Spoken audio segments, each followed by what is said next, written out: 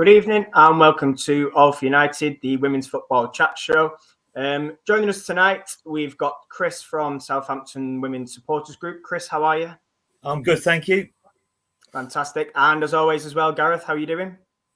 Yeah, very good. A mad day at work, but yeah, back home now and no real stress now till Thursday. You get a day off, how lucky. So tonight then we've got a brilliant show lined up for you. We've got the National League Play Off Final. We're going to review the match against Wolves. We've also going to chat the new budget that's just been announced officially today for the Women's National League for Tiers 3 and 4. And Chris is going to give us a little bit of insight into sort of Southampton's season, the supporters group as well, and everything to do with that side of the game. So we may as well get straight into it then. Chris, I'll start with you. Saturday's game. Now, anyone that didn't attend would probably look at it and say it was a close game. For me, I would probably say that Southampton dominated it. I think you had the better chances. Probably didn't put away as many as you could have done. However, you got the win, you got the promotion. That's all that matters. What did you make of the game? I personally made of the game that it was very end-to-end to begin with when we first started in the first 20-odd minutes. Wolves, they're a little bit more on the physical side than what we are. But I think we dealt with them quite well. Then on to about the 20th minute, or just before, we had Lucia Kendall went through and nearly got the goal by chipping their keeper, young Turner there. She got her fingertips to it and pushed it away. Then it was still backwards and forwards between the two. And then on about the 20th minute, Rafferty got hold of the ball. Millie Mott knocked it to Georgie Freeland, put a wonderful ball into the middle there just for Sophia Farad just to take it round the keeper and slot it home. That led to quite a joyous feeling in the crowd. I did have a few Wolves fans sat behind me at the time. And it just went on from there. Then we had a free kick, which Lucia managed to hit the post with. And then Alice Griffiths just tipped it over, put it over the top. That was just after that. I think it was Wolves player Derby. She received her first yellow card with just stepping in the way of Rafferty.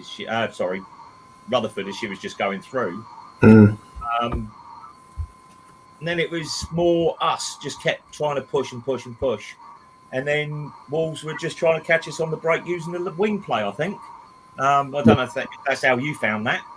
Yeah, no, I'd agree. It's pretty accurate. I think, I was very impressed actually with that goal. Just like you say, that the build up, the movement, the finish, everything really. I think, it's probably been a story of Southampton's season from what I've seen. The amount of goals scored this year in all competitions and sort of a sound defensive solid unit. I think it's been fantastic. Gareth, do you want to come in on sort of that game?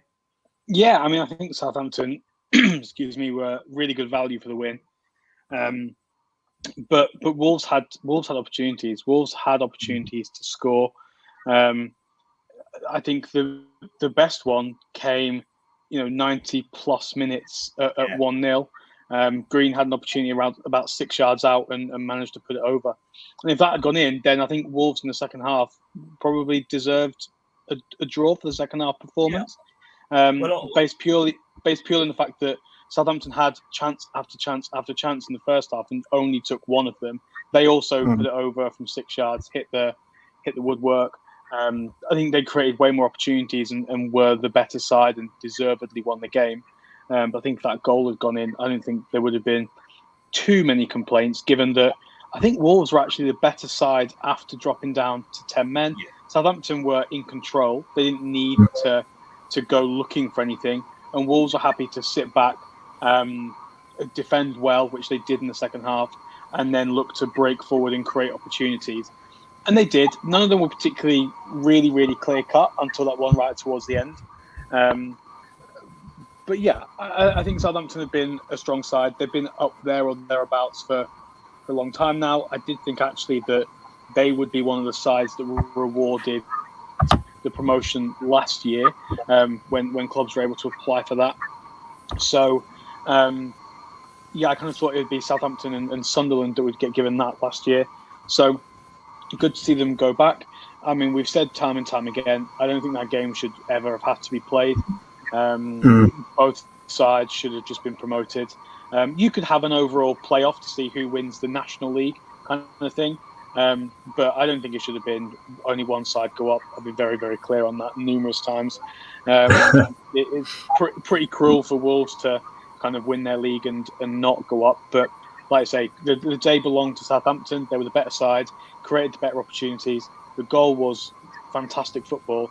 And yeah, they're going to have no issues next year in the Championship. I think, I don't want to say too much too early on, but I think we're going to be looking at sides maybe like Blackburn potentially, Sunderland, depending on what their second season is like. Sides like that are there or thereabouts that will be kind of drawn down. I think it's too close really to call who's going to finish bottom of that league. But yeah, I mean, it's shaping up to be exciting because I don't think there's an obvious winner. I don't think there's going to be an obvious relegation candidate for the Championship. And this is obviously a show for a later date. But yeah, with Birmingham dropping down, I'm not sure they're going to go straight back up. I don't think Bristol are ready to come straight back up yet. There's no real one side there that you think, oh, they're going to win the league. Like Liverpool last year were probably the favourites. Leicester the year before recruited really, really well. Obviously Villa and United as well. I think this is probably the first season where I think it's genuinely too close to call. I mean, it's still very, very early. Still a lot of recruitment to be done. But yeah, could we see back-to-back promotions? I don't know. I think that's maybe a bit too far. But I don't think there'll be any kind of worry about relegation too badly. Yeah, sure. Chris, back to you. Yeah, I don't. Going back to the game on Saturday, I don't think the red card made a lot of difference to Wolves. No, the way that they were playing, it was a little bit reckless of it. I think maybe that the occasion got the better of her. All we done from that point was pretty much, as you said, just controlled the game. They were quite happy sitting in. We were quite happy knocking it side to side. Yeah. We once we added Ella Morris onto the right wing there, she did give us a little bit more of a forward momentum to be able to try and get that second goal. And then obviously when Rudy come on and the keeper tipped it round the post. Yeah, overall, 700 odd fans that travelled up from Southampton and all over the country to get there. I think they had a great day out. The three coaches of ours got back to Southampton about 12 o'clock on Sunday morning. It was a long old day, especially to have a playoff between North and South, further north than the team that was in the Northern Premier. Yeah, I know. We were trying to work that out. I think there was talks, wasn't there? They tried a few grounds. I think it was around the Midlands and didn't manage. Well, I just want to go back to something on the fans, actually, because I've got to say, what an atmosphere. Like, both sets of fans. Obviously, we were in the Southampton section. Very, very packed. I know Wolves are sort of spread out over that bigger stand behind the goal. But I must say that the support, was absolutely class. And from when I've obviously seen, we had a few home games as well. Again, it's really, really vocal. How's that been for sort of yourself then, Chris? Because obviously in the National League, without sounding horrible to other clubs, it's not always there to support. But yeah, it's great to see sides like Southampton really backing the team and travelling in numbers, isn't it? I'd say beginning of the season, there was only about 10, 12 of us that was travelling. And as the season's gained momentum, we've started getting more and more and more coming. And that includes those that are living close to whichever ground that they're at. They're actually travelling to go and watch the Saints play. We went up to Keynsham, up Bristol there, and we took something like 50, 60 fans turned up, and that was without official coach travel. Yeah. So that's dedication going there. But as the season's gone on, we've got more vocal at home. We got more vocal away from home. The Ipswich game, when we beat them 2-1 to use up our games in hand as such, we got accused of being a raucous crowd. There was only 30 of us there. There was only 30 of us there out of a crowd of about 500, 700. And it's an open ground with no roof, so it's not as if you can generate it with the roof. So yeah, it was going out like that. But going back to Wolves, I've got to say that they were pretty good. I can't knock them there. They've scored goals all season. They've progressed. They deserve to go up. The same as us. And we've been adamant on that all season, that whoever wins, the other should have been going up as well. Yeah, absolutely. Yeah, I think we'll get onto that a little bit later as well in a little bit more detail. But Gareth, I just want to come sort of to you back on that game. Obviously, you know, we're talking a little bit at the minute about Wolves, and obviously, you know, they have had a fantastic season. But again, in terms of that game, you know, you mentioned about having chances, but was there anything that maybe you saw from Wolves in terms of like that maybe impressed you overall? Obviously, we saw they had a pretty, you know, like you said before, pretty strong second half after going down to 10. But is there anything else you want to touch on from that game, or maybe even in terms of Southampton as well? I think with Wolves, what impressed me was that it would have been really easy when you go down to 10 and you're a goal down for your heads to drop and to kind of capitulate and fold in on yourselves. But they didn't. They clearly kind of got into half time and talked it over and had a game plan. And it was really obvious that they kind of stuck to that in the second half. That was the plan. And I said to you that what they need to do here is kind of sit back and try and get something on the counter. And then that's exactly what they tried to do. And it almost paid off. There were a couple of chances they had, weren't able to get them. But, you know, in games like that, in situations like that, there is always one chance for the side that's down to 10. They're always going to get the opportunity. You're not going to go 45 minutes without creating anything, really. Particularly in Southampton, were just so comfortable to keep the ball and play high up the pitch that there was spacing behind the back four. Wolves weren't really able to exploit it a lot, but I think they made some changes that kind of freshened the game up a little bit. And they stuck to their game plan. I think the also what is potentially the most impressive thing about this is that I believe they did the entire thing without their manager. Because I think I read somewhere that their manager is in the forces and was away on a tour and had to leave before the season had finished. And so, yeah, they were able to come out there with their coaches and their assistant who they've been with all year. And that's a massive, massive game to not have your manager in the dugout for. So, you know, kudos to them for that. Kudos to them for sticking to the game plan and, you know, being able to actually create an opportunity where they could have got back in the game and could have forced extra time. But I think kind of on balance, the better side won. I think Wolves will be up there or thereabouts again next season. You know, people like Burnley and Fylde,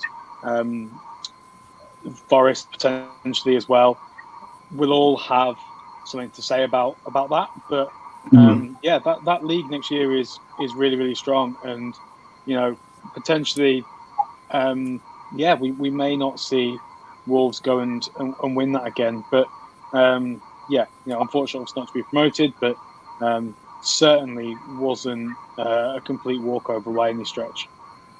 Well, I think the Southern League's going to be pretty strong next year as well, because where you've got Watford just dropped into it. Oxford comes strong right at the end. Ipswich was still there. And you've also got to look at Crawley and Bridgewater just underneath. They actually were better in the second half of the season. And I think most probably that was due to COVID and not being able to train previously. And as the season's got on, they've been doing the training and progression, and they've managed to get back into the game, into the league mix. Yeah, I think it's good to see, because I think of the third tier north up here, and obviously, like Gareth mentioned, then, you know, we've got the likes of Huddersfield, Forest, Derby, Fylde, Burnley, obviously Wolves staying there as well. And it's good to see that, you know, north and south is very strong in the top 5-6 teams. And obviously, we'll get onto that a little bit shortly, Chris. I just wanted to get maybe your player of the match from Sunday. Obviously, you know, they were given one officially. Is there anybody else that maybe stood out for you? Well, I would say Lucia in the middle for us. Yeah. One, she's only just turned 18. She was previously picked for the England 19s Euro qualification, which luckily she had to pull out because she had a slight injury, which gave her back to us. Was we were still trying to chase promotion. But no disrespect to her, she would have done great for the England team. But she has been, I would personally say, she's been the star player for me from since the beginning of the season. She's progressed so much in a short period of time. In the latter half of the season, she was scoring goals for fun. She nearly got 1 or 2 on Saturday. One with a free kick. She does start running that midfield. Everything seems to go through her. Yeah. And then Alice alongside her, she's only just come back from injury. She's had a long layout with injury. And with her and Lucia next to each other in the middle there, controlling things and playing the balls out to get Alicia Ware and Sophia Farrer in on the wings, we've got quite a versatile front. Hello, you back there? Yeah, sorry, I have just frozen then. Yeah, completely agree. I think having a solid midfield base, like you say, it just helps, especially like when you mentioned they're looking to control games as well. And I did notice as well, I think Lucia was actually voted the Players' Player of the Season as well for the club, which just goes to show, like you say, the obviously stood out this season. The talent is there, and like you said, just turned 18. There's plenty more to come. Yeah, we're just a little bit worried that maybe we might lose her. Fingers crossed, we're not. Yeah, it's one of them, isn't it? People have a good season. This is one of the problems moving up from Tier 3 to Tier 2. A lot of the players aren't paid. They're not contracted as such. They could just walk away. So by going up, it could well guarantee that we keep these players. Yeah. I want to then go on to, obviously, we're talking about leagues. Obviously, onto the National League then. And what I want to ask you, Chris, is do you think that, obviously, I mean, we mentioned about we don't agree with the playoff, but do you think maybe second place in the North and South could potentially have a playoff? And if so, do you think we may be close to something like that? I think you could have potentially 3 up, 3 down from each league. That would really strengthen the bond between the National League and the conference and the Championship and the WSL. And you could do the similar going up to the WSL. It would freshen it up every season. Going up from the National League, yes, the top 2 get automatic promotion, and the second place teams play off against each other for the last spot. Similar, if you wish, to the nationwide league or conference or whatever it's called these days, in the men's game. I know they've expanded that, but it used to be just the 2. I think. I think for me, 3 up, 3 down when the league is only 12 teams is a little bit too much. I would like to see it, but I think we're talking about a comparison to the men's National League. There's like 24 teams there. So there's double the amount of teams there. I think that I've said it before when we've spoken about the fourth tier as well. Relegating 25% of the league isn't something that I'm a massive fan of, because I think what that prevents from happening is teams going up and staying up and then building for a year to then push on the next year, like we've seen Leicester do, for example. And Aston Villa did it last year at the WSL, where they came up, were able to just about stay up and then push on this year. I think that kind of gives us that opportunity. But by all, 2 up, 2 down is the absolute minimum that there should be. I think when we're ready and when we expand the leagues and we move to a 3 up, 3 down system, it should be similar to the men's one, in that the playoffs is a combined thing. Maybe not of 12 teams, because that seems overly complicated and pretty insane.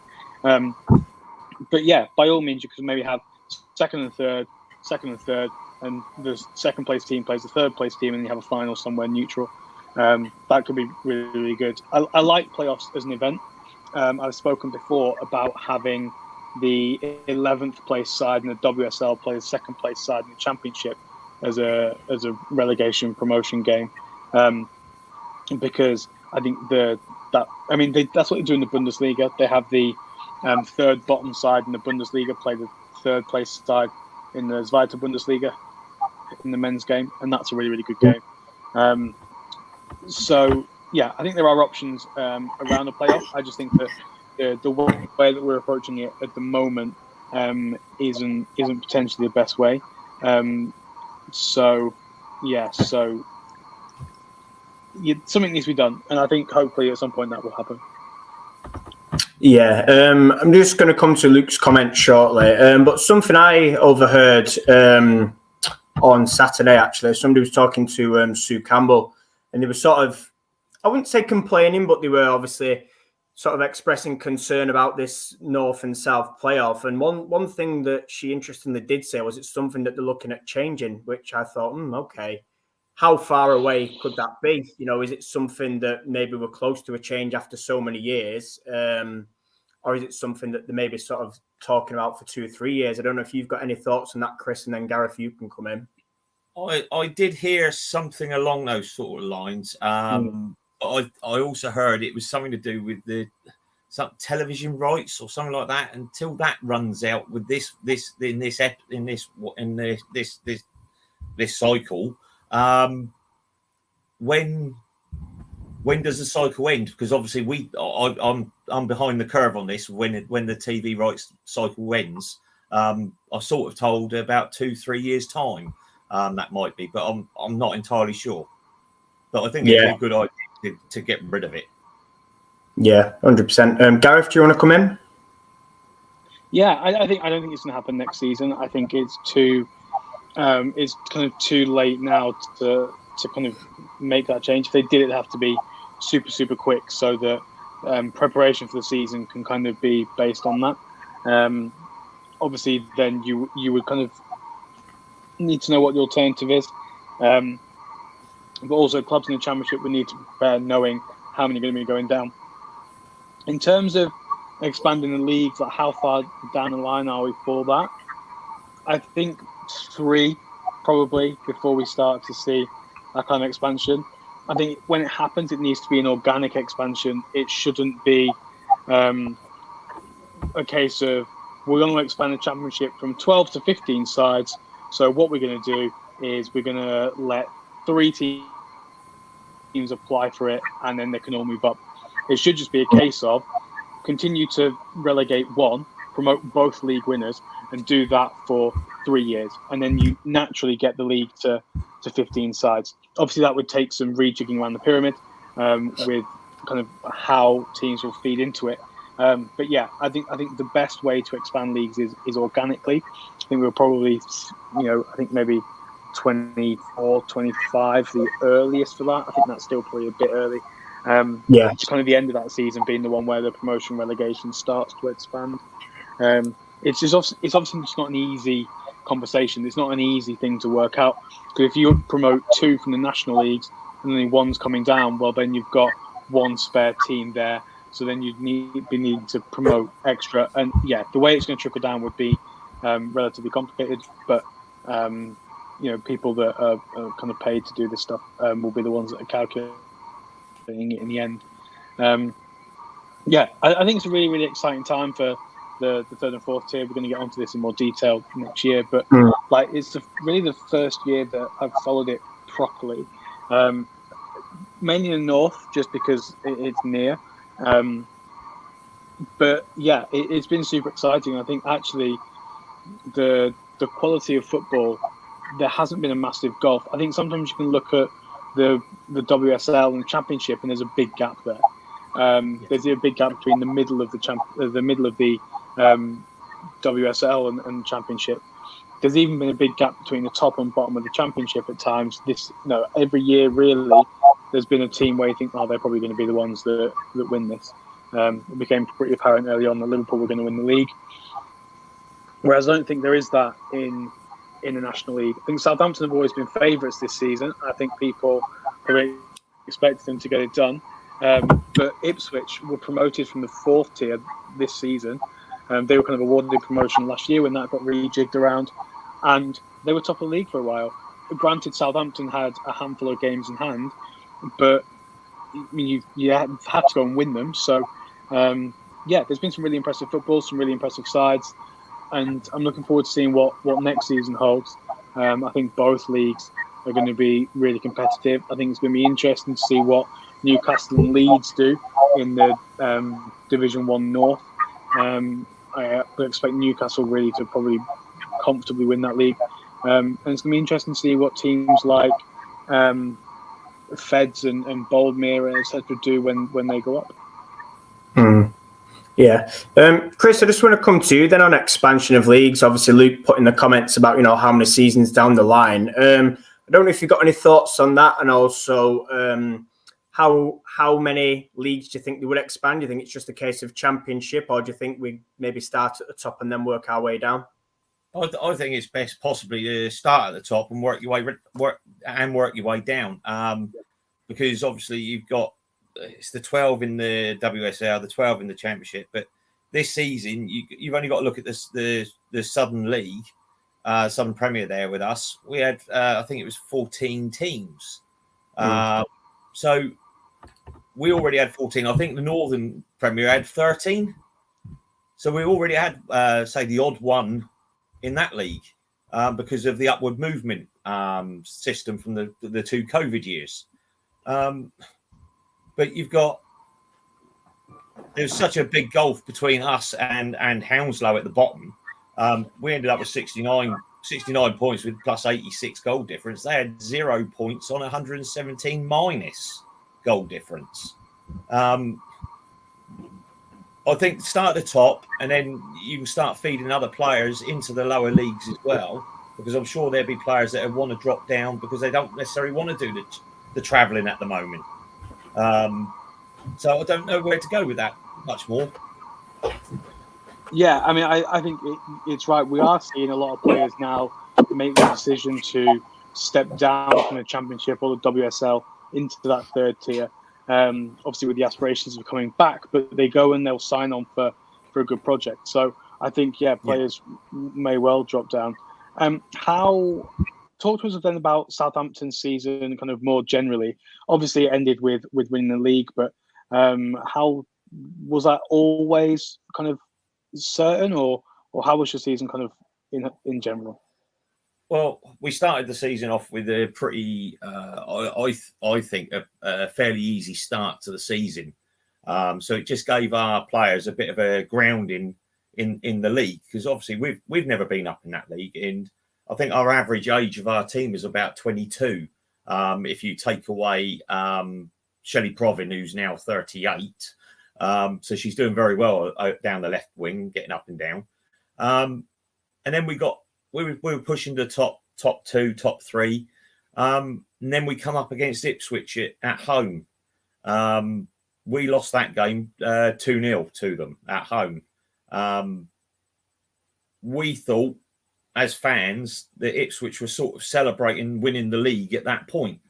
And I think the management and the staff also tried to emphasise that with the players as well. Look how much they're celebrating this. Do you really want to be seeing this again? And that was sort of a driving point from then to go and keep going and keep piling forward. Obviously, we had a lot of games postponed because of weather, as well as because of our cup runs that we had in the FA Cup and the League Cup. So, of course, all that was then piling up on us. We always knew we were going to end up with a busy end of the season. Then come January, we had another few cancellations. And then we come through to the last second to 2 last months of the year. We ended up going through, I think it was 16 or 17 games, playing virtually every Sunday and Wednesday through 2 months. I think we travelled something like 2,100, 2,500 miles in those 2 months. That's quite astonishing considering we're only going across the south coast. And obviously, we went up to Ipswich 3 times this season. Once in the League Cup, which we beat them. FA Cup, we ended up going out on penalties, but we did get the goal of the season from our goalkeeper that game, with a header in the 120th minute to take it to penalties. At which point that really did give the fans another lift, and gave the club another lift. It was sort of, we can still do this, because obviously coming from behind in extra time, that's got to give you a lift, whether you go out on penalties or not. It's a bit of a lottery. You can't really call it a loss. It is, but it's not. All the fans come away as happy as Larry, because it gave us something that we could go and back again, go and push the girls even harder and push them on. Then obviously we got up to Ipswich. We went 1-0 down. It was, oh no, are we going to slip? But then this time we just pushed on and went from there. We turned it around, 1-2-1, and never looked back from that point. In the end, we ended up clearing Ipswich by nine points. So we've turned virtually a 12, 13-point deficit into a 9-point, 10-point lead over them at the end of the season. So we're quite chuffed with that one. Yeah, I think sometimes though, from like that, it probably takes maybe a little bit of not a reality check, but maybe a result like that to actually, like you say, learn from it and really just spur you on for the rest of the season. I know obviously we were talking before the show, and you mentioned, between your first team and the reserves, there's been 6 trophies won, which we'll get onto shortly. But I think sometimes, results like that, like, even if the one-offs, it sort of hits the reset button a little bit, doesn't it? And sort of, actually you think, well, we've got to, analyze this, learn from it, and this will put us in good stead for next year, especially when it's sort of upper level. Luke here talks about playing at St Mary's, so we may as well get straight into that. Obviously, there's been a few occasions where, the team have played at St Mary's. The men's side do a lot of promotion. We've got training facilities as well. Do you want to talk to me a little bit about the sort of the club as a whole and the backing from the men? Well, the club as a whole, with the women's game, they want it to grow organically from the start, to the finish. Obviously, we applied to go into I think it was the inaugural championship when they started it back in 2017, I think it was. And we got told, unfortunately, no. So we started down in, I think it was tier 7. In the Hampshire leagues, and then from there we've just grown organically. And the men's side of it, the women are using the physio rooms, they're using the training facilities. I think it's three evenings a week that they've been training, for about 3-4 hours of an evening. Just getting the pro side of the coaching going on. Obviously, we've got Marianne Spacey, Kyle there as the first team coach. To be honest, you couldn't ask for a better coach in her, especially with her coaching career, which she's had, and let alone her playing career, playing for England. But we're just getting bigger and bigger. We've got the men's side that obviously they've put we've got the groundsman that goes into the local club with top AFC Tottenham. They've actually put money into sorting the pitch out, progressing the pitch, how it plays. It's like a bowling green there. It's very, very similar to St Mary's pitch, but I believe it's all grass rather than the woven in 4G type stuff. Obviously, it just progresses it. And when you go there as a fan, and you just see this pitch, you just can't believe that what you're playing on, because it is a lower league team. I just feel that we've got every chance of staying up in the championship.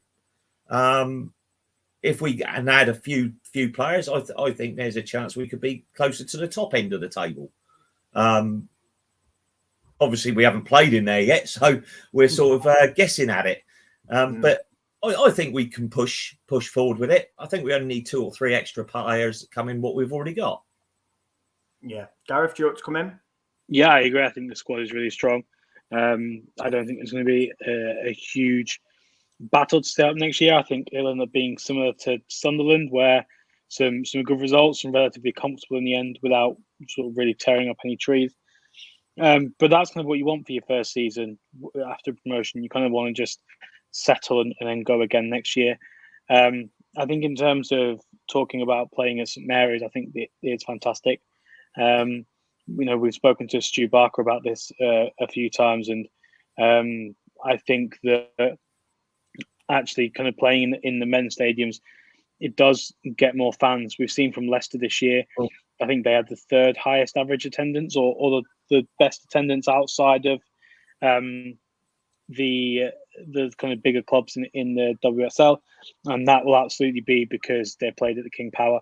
I think when you look at their fixtures between those that were played at the King Power and those that were played at the Pirelli Stadium, it'll be those at the King Power that had the higher attendance. And that's because it's there, it's in the centre, it's in the city, it's where people associate that club with being. And it doesn't really matter what level the club is at, whether the club is a Premier League club in a Premier League facility like Southampton or Leicester, or whether it's a non-league club but playing at the non-league regular ground. So Lewis playing at the Dripping Pan, FC United playing at Broadhurst Park. We've seen attendances this year for FC that are bigger than they were getting pre-COVID. And yes, obviously the level of the game is different, but we're looking at attendances up around 200, which when you're looking at, that's double what they were getting when they were playing on the AstroTurf. So, yeah, I think it's great to see, and I think it is going to be a success, and it is going to get people in. Getting them to stay is potentially more difficult, but I think if United played every game at Old Trafford, then we may not see sort of 20,000 every week, but I think we'll be seeing more than 2,000-3,000 each week. Well, we've I think I see a list the other day out of the top 20 attendances through the National League in the Southern National League. I'm not sure if it included the Northern, but the Saints attendances we had 7 out of the top 20. I think our average this season is about 700 at Tottenham. We had for our game that we played against Portsmouth at St Mary's on the Wednesday night, I think we had over 5,500. I've just had a message through. Sorry, it was 7 out of the North and South National League, but we had over 5,500 in the stadium at St Mary's against Portsmouth for us to win the league. We are getting bigger. We started the season, I think, with about 200 turning up. And as the season's gone on, we've gone 200, 300, 400, 500. And as you saw up at Stockport on Saturday, to Paul's nearly 700 coming into Stockport from the South Coast and throughout. We really want this women's football to take off in Southampton. We've got quite a big history of football in Southampton. Both with the original Southampton Football Club that was linked with the men's club back in the 80s, 90s. But then you've also got Southampton Women's FC, who've got a long history in the FA Cup. So we're quite a strong women's game area. It was just we needed something that we could get our teeth into to go forward. Remember, we only started as this entity back in 2017. So we've been promoted pretty much every single season. We've as far as my memory serves, we've only lost one league game in that time, and that was to Tottenham, to Ipswich earlier on in the season. And that's pretty much with the same nucleus of players from 2017. Because they were 15, 16, 17 at the time. So I think we're definitely on that upward trajectory, trying to get up to the WSL. Yeah, 100%. I'd agree. And I think it does, I've sort of sat on the fence in terms of stadiums, because I think what I've always said is that I don't like stadiums that look empty. However, when you mentioned there about, you've got sort of 5,000 plus for a game against Portsmouth, you've got fans that have come back, starting sort of at a couple of hundred and building up to like close to 1,000 in a season, is very impressive. And I think I was reading something before. It was actually, they'd opened the training ground and they had Marianne coaching some local kids. And again, just links with community. I think that's what you need. If you're looking to build, a brand, so to speak, in a football club, and you're looking to say to people, right, well, this is why you should be coming to watch Southampton FC Women, over the other clubs sort of in the area, then I think that's it's a big thing that. Gareth, you wanted to make a point on attendances? Yeah, just before we kind of finish, I think the power of marketing and the power of playing in your club stadium was shown by Newcastle at the end of the season, where United have played excuse me, United have played at Old Trafford this season. Arsenal have played at the Emirates this season, but yet the biggest attendance in domestic women's football this year was Newcastle, getting 22,000 plus to go and watch a game in the 4th tier. The previous record before then was around 2,000. So they've gone and broken that record by almost 20,000 more fans than have ever gone to watch a game at that level. So I think there is a lot of power there. I think the trick will be to see what happens with Newcastle's attendances next year. But I think what we saw is the club promote it a lot. We saw Eddie Howe be asked questions about it in press conferences, him promoting it, saying that he was going, and all these kinds of things, which kind of led to that. And I think when the clubs take this on board as being that, yeah, actually the women's team is important and you should be going to see this. Whereas I think with United, there wasn't a huge amount until the actual week of the game when they started to put the murals up around Old Trafford, the throne went outside and those kinds of things. But there wasn't a huge amount of press before it. Like Rangnick was never asked about it as far as I'm aware. And yeah, these kinds of things happen. And there's just a comment here about Durham's pitch, which I'll get onto. I think the facilities at Durham actually are really good. When you consider that actually that club is a club where they don't have any backing from, they're completely independent. There isn't even a men's side attached to it. It's not even like Coventry or Lewis where there's a men's team, but they're kind of further down the pyramid. There is nothing at Durham. And what Durham do that I really like is, they share their facilities with the university, but they have Durham FC, who are in the 2nd tier. They've also got Durham Sestria, who, when we've spoken to Dee Bradley a while ago, she started playing there and then moved up to the 1st team. So they've kind of got a 2nd team in the pyramid where players can go and get experience of playing at that level. So whilst, it's a 3G pitch and, there's thoughts on those, it's also not particularly big in terms of stands and attendances. But in terms of Durham as a club, I think they're a club that other clubs could learn an awful lot from. Yeah, absolutely. Chris, I want to ask you then, obviously, been a very successful season, as we've mentioned, trophies, lots of goals and things like that. Is there any game that you've maybe enjoyed more than the other? And I'm gonna be harsh here and say you can't include Saturday, because obviously Saturday, you're always going to pick promotion. But is there any game or any goal that maybe sticks out for you that you think, that was the one, apart from obviously, like I said, the playoff game? The goal that stood out is, I mentioned it earlier, was Kayla Rendell's header up at Ipswich in the FA Cup. Yeah. That was definitely the highlight of the season from the supporters, I'm sure. It's very, very close behind, though, is actually beating Portsmouth at Fratton Park on a Wednesday night. It was a fun trip back on the train. With some of the Portsmouth fans that were getting off at the closer stations. We kept a very low profile. We didn't want to say anything, but that Ipswich goal from Kayla is definitely the standout of the season for ourselves. Yeah, and that's why she was voted the goal of the season by the fans. Yeah.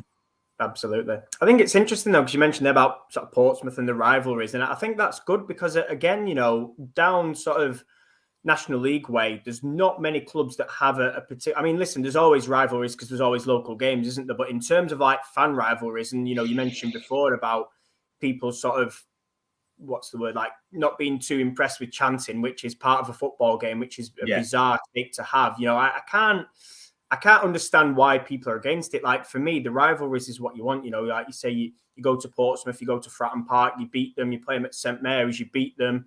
It's what you want, isn't it, to grow the game? Yeah. But how's it been in terms of that then? I mean, obviously, I can sense a rivalry with Ipswich, obviously Portsmouth because of the geographical thing. But has there been anything else? Has it just been a case of sort of go with it and enjoy yourselves and sing and then go home and take whatever's thrown at you?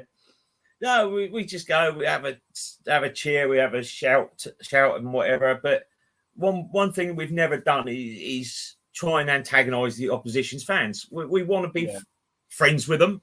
Sure.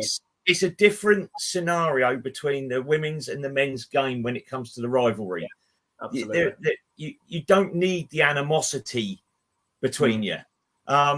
Even at St Mary's and Fratton Park, we were all sat in the same stand. It's not as if there was any segregation. Yeah, okay. To begin with, it was a case of, well, are you sure we need to be doing this? Because obviously we've never been at Fratton Park with them before. We've played at Wesley Park up at Havant and also at one of the other grounds in Portsmouth against Portsmouth, but we've never played at Fratton Park with the women and having the fans in the same stand, because obviously you're in the middle of that city, and you know that the ferocity of the supporter bases between the two, and you're hoping beyond hope that doesn't come to the fore, and it didn't. And to be fair, I've got to say I was pleasantly surprised by it. Yeah. Gareth, I'm going to let you sort of lead into next season. I'll let you ask the question and sort of aims and things like that and signings. Yeah. So kind of what are you hoping for next season? So I've said that I feel like it's going to be relatively comfortable. I don't think you'll tear up many trees, but a sort of solid lower mid-table finish, I think, is probably where you'll end up. So kind of what are your hopes and ambitions for next season, and what do you need to do in the transfer market in order to achieve them? I think we've got a pretty sound base and sound squad as it is.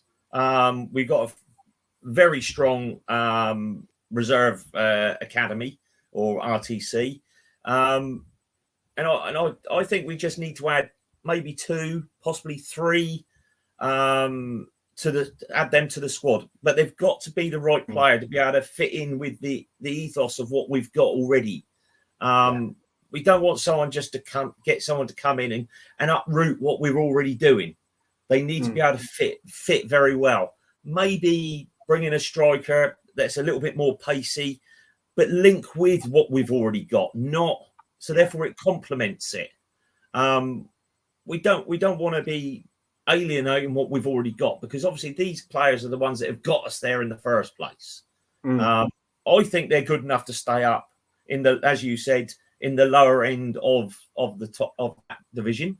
But if we got in the 2 or 3, maybe a striker, maybe a defensive midfielder, possibly an additional on the defence as well.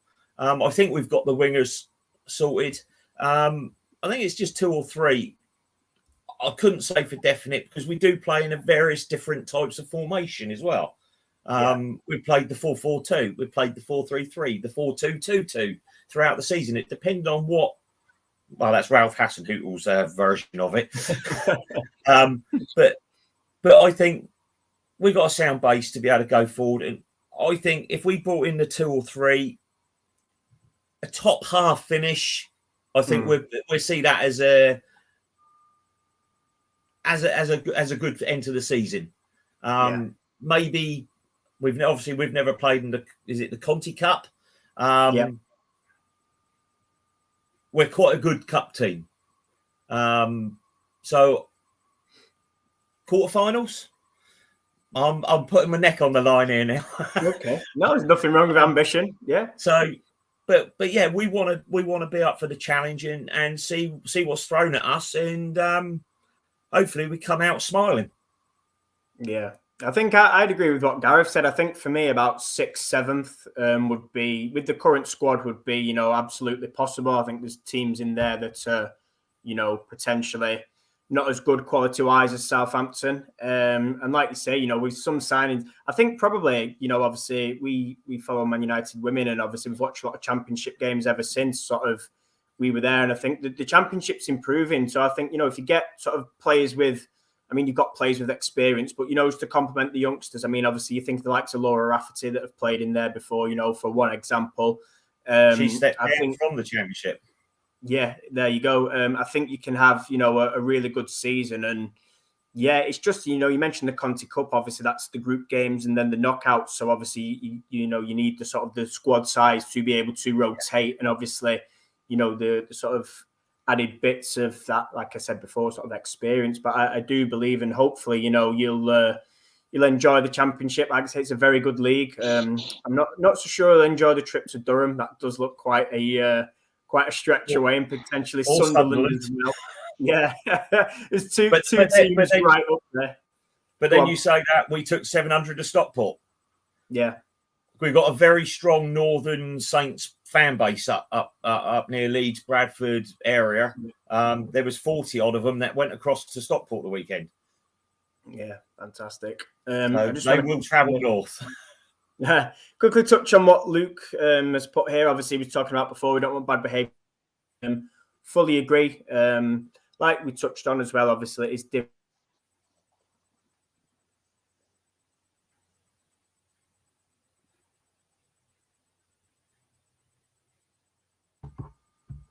Internet playing up again. I was just saying we do want sort of like you said, the atmosphere and things like that without overstepping the mark. Last bit of the show then, Chris, obviously want to talk a little bit about the Southampton FC Women supporters group. We're talking backstage. Do you just want to sort of mention what we're talking about? Obviously now we're live, and just, what you do, what you hope to achieve. Obviously you mentioned to me you started off in January and there's, plans in place going forward. Just want to spend a little bit of time chatting about that. Well, first of all, I started doing the Twitter handle originally, which now Southampton Football Club now use for the women's in-game coverage, which is the at Saints FC Women. The club asked me to very nicely if they could to take it over, so I said yes, why not? As far as I'm concerned, I'd always said that, and I feel that I'm part of the club from start to finish. So if the club ask, yeah, they can have it. But then I thought, well, where else can we go? What can we do to try and support the women? So I started up the handle SFC Women Fans, and it sort of snowballed from there in January when we had this handover of Twitter handles into what we've got now, which is slowly gaining ground.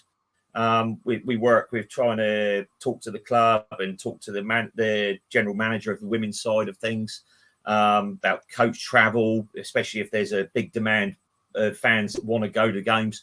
Ipswich, Stockport, obviously the League Cup up at Solihull not too long ago.